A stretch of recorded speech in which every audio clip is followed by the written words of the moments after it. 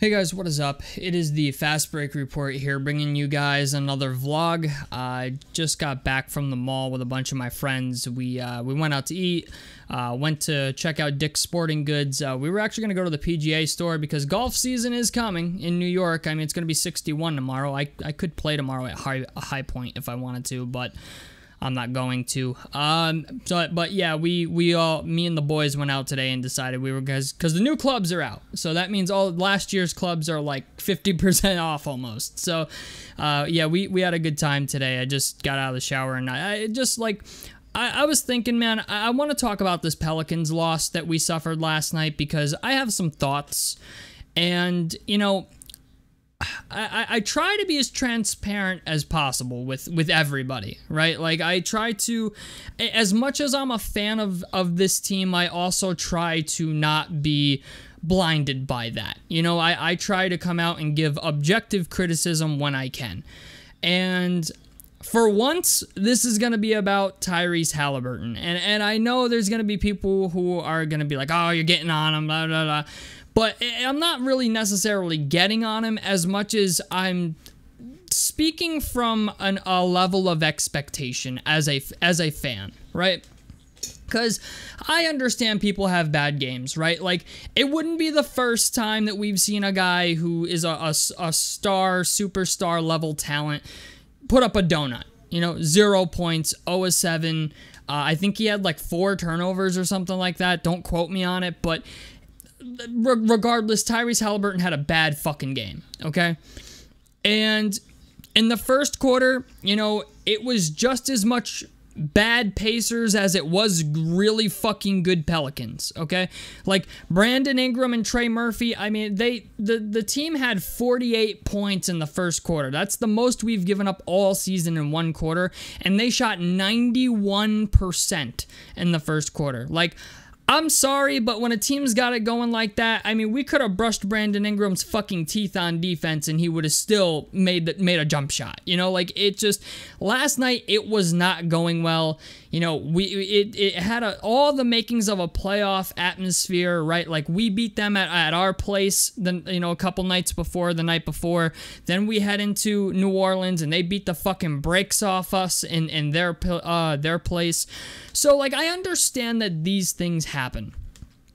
My problem is with the things that transpired over the course of the game, you know, like, specifically with Tyrese Haliburton, because Tyrese Walker played very well. You know, like, there was some bright spots last night, to say the least. You know, even in these losses where, you know, we get our ass kicked by maybe, you know, 20-something points. I mean, to be honest with you, I thought this loss was worse than the Celtics loss that we had in the beginning of the year. At least that's a team that was like, yeah, you know, like, we're playing a really, really good Boston team. We're probably going to lose to them, right? This was a team that we beat the night before and came out against them in their place and looked completely unprepared, right?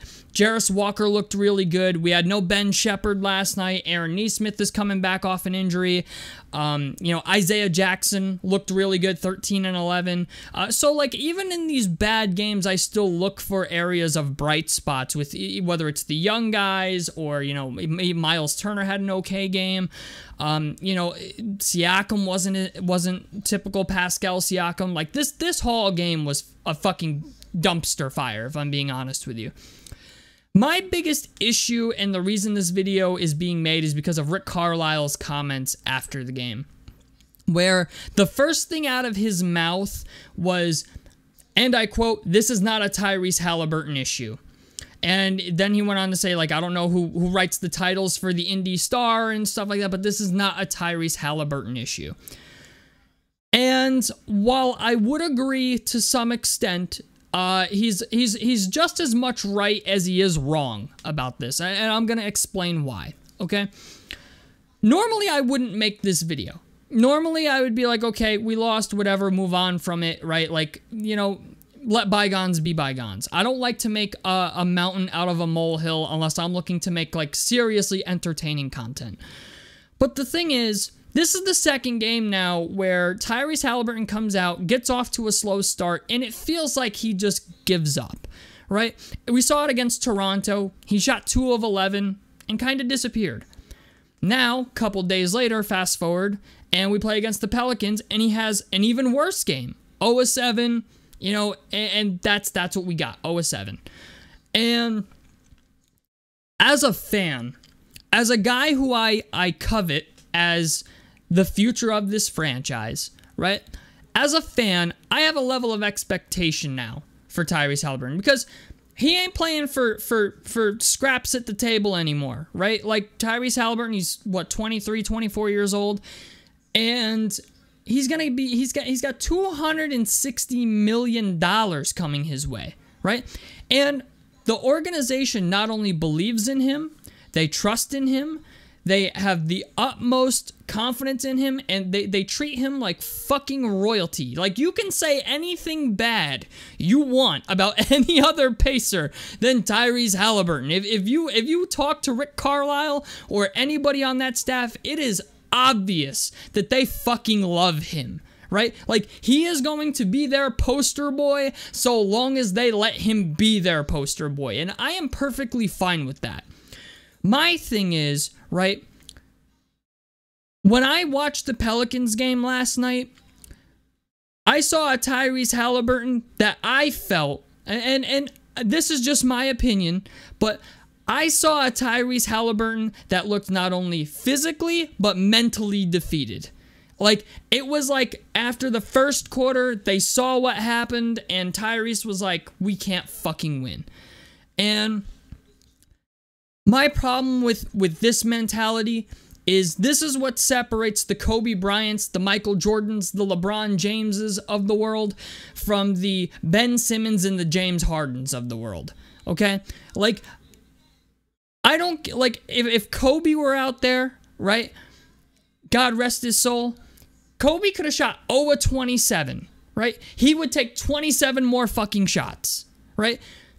Tyrese Haliburton is the leader of this team, right? I think it's safe to say that at this point. Tyrese Haliburton is the fucking man in Indiana, okay? I fully expect you, if not anyone else, I fully expect you to rally the fucking troops and be the guy, all right? And I get it. Sometimes, some nights it's not gonna come, okay? I'm gonna let you know. I've been playing basketball my whole fucking life, okay? Some nights you just don't have it going, okay?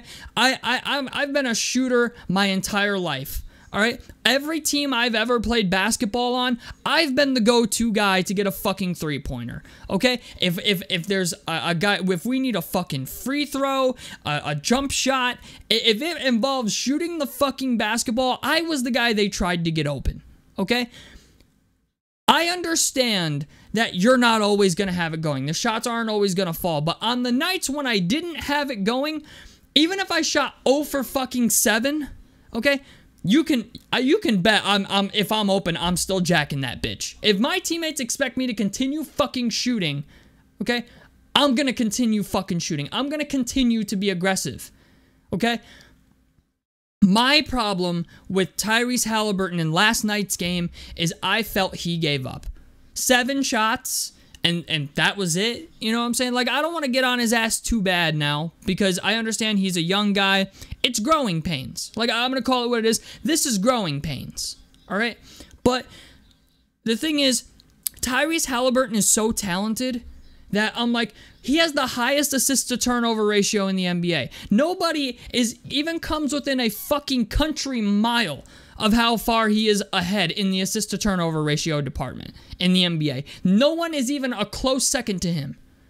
And if you don't got it going on offense, try to do something on defense. You know what I'm saying? Like, I don't expect you to be locked down, but, you know, maybe make it your fucking goal that this guy's not going to score 20 on me, right? Like, Brandon Ingram, I get it. Trey Murphy and Brandon Ingram had it cooking last night, okay? But as the leader of this team, I expect you to figure out different ways to rally the troops. Because, honestly, we were getting the fucking brakes beat off of us, and then the bench unit came in. Jarris Walker came in. TJ McConnell came in. TJ McConnell almost didn't fucking play.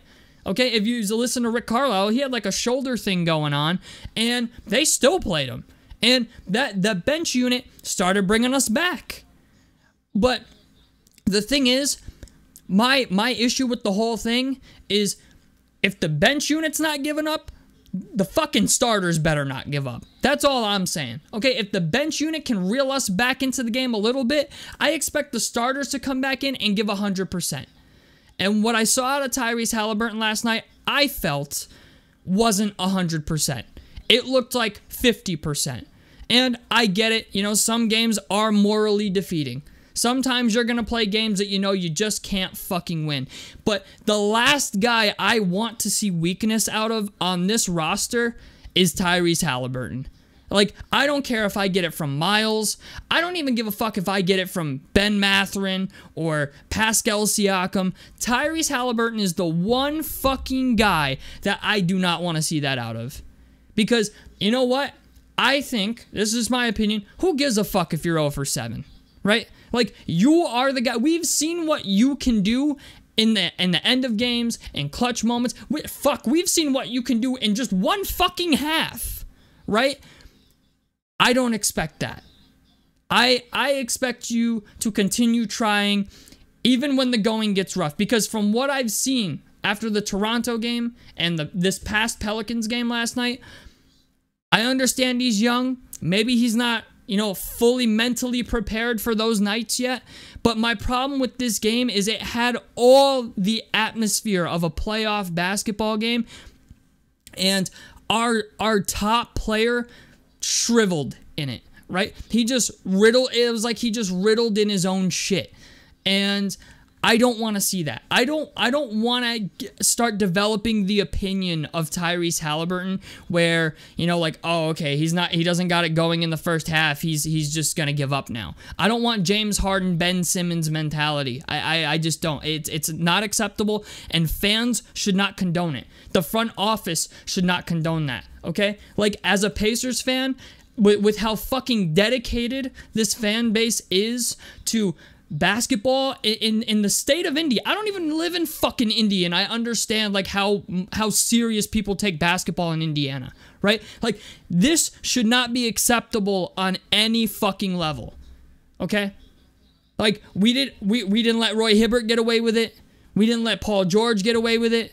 And I understand that Tyrese Haliburton is the shiny new toy, and, you know, we got a young team around him, and we want it to grow. But at the same time, we have to make it known that mediocrity will not be tolerated. Because the saying holds true. If you give people an inch, they'll take a mile. And we do not want that with Tyrese Haliburton. This is the second game. Okay? It'd be one thing if it was one game and I didn't see it a second time. Okay? You know, it happens. But this is the second game. This is the second game in a week where I've watched him and I'm like, dude, what are we doing? Like, you are the guy.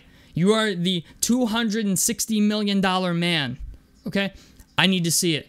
I mean, I hate to say it. You know, I know we're a young team, but Tyrese Haliburton gonna have to grow up real fucking fast. Like, I hate to say that, and I hate to put pressure on him like that. I don't even know if he watches my videos, but understand, like, I'm not making this video to be a dick, okay? I'm not making this video to talk shit about him. I'm making this video because I think we all want greatness, right? And there's no doubt Tyrese Haliburton is a phenomenal fucking basketball player. But the thing is, we also need to hold players to a certain standard. Okay? And I don't want to have to hold him to the same standards that I hold Miles Turner to. Because Miles Turner's been here for 9 years, right? Miles Turner knows what the expectation is, right? But the thing is, Miles Turner's starting to get better, okay? Miles Turner's starting to become more tolerable to me.